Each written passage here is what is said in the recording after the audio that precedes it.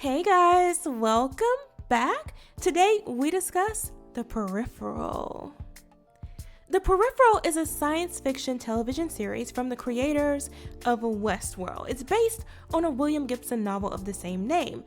The show is episodic, with new episodes dropping on Fridays on Amazon Prime, and 3 episodes are out so far, so let's discuss. The show is set 10 years in the future and stars Chloe Grace Moritz as Flynn and Jack Rayner as Burton, young adult siblings and avid VR gamers caring for an ailing mother. The pair earn money from gaming by leveling up lesser experienced players who pay them to get ahead in their games. Before long, it's revealed that Flynn's latest in-game universe may not be a game at all, but a real world some 6 years in the future where cyborg avatars, aka peripherals, allow users from different locations and times to tap in and carry out missions that, at least in this case, prove fatal without their even knowing. When acting as a sim in this world goes wrong, Flynn sees too much. It puts her life and that of her family at risk in their timeline, from a cast of villains from a post-apocalyptic future. She has to fight threats in this world and the next, together with friends and family on both sides of the literal digital divide.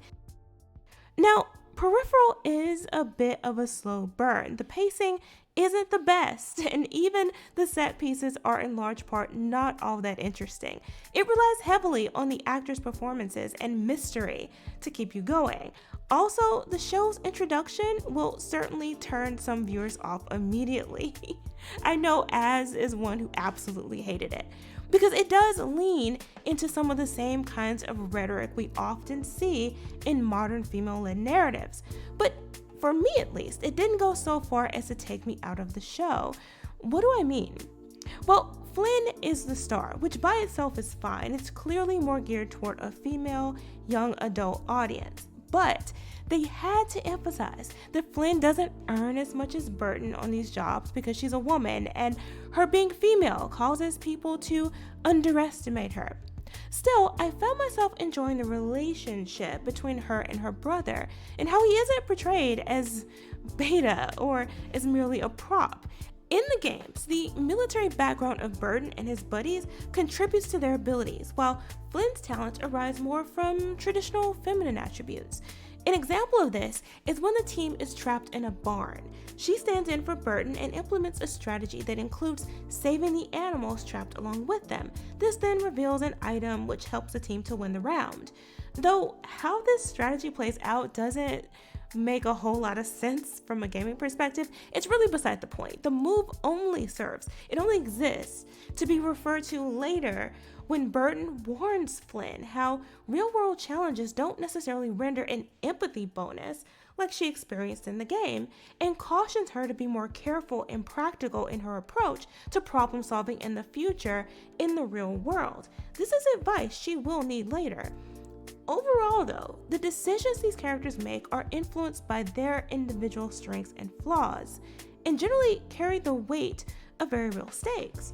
Unfortunately, despite so much writing on the actors' performances, so far they display a limited range of emotion, and I have to admit that is a bit disappointing. Still, I am enjoying the series, and you may be asking yourself why, like after all that, but listen, hear me out. I'm biased towards futuristic tales, time travel, and world building. I'm intrigued by a story rooted in the idea of virtual reality merging with reality via consciousness transfer. The design and overall structure of these kinds of stories make me think about how our own world's technology might evolve over time. This show gives me that fix I've been craving since Westworld Season 1, and yet the direction Westworld went could very well be a frightening preview of the disaster to come. Not only does Flynn look near identical to Dolores, she seems to share similar characteristics and motivations, especially when in robot form, and that is disconcerting. It makes me a little uncomfortable. But hey, it's only been 3 episodes, and I think that's all it will take for you to decide for yourself if Peripheral is for you. And hey, those are my thoughts. Let me know what you guys think in the comments below.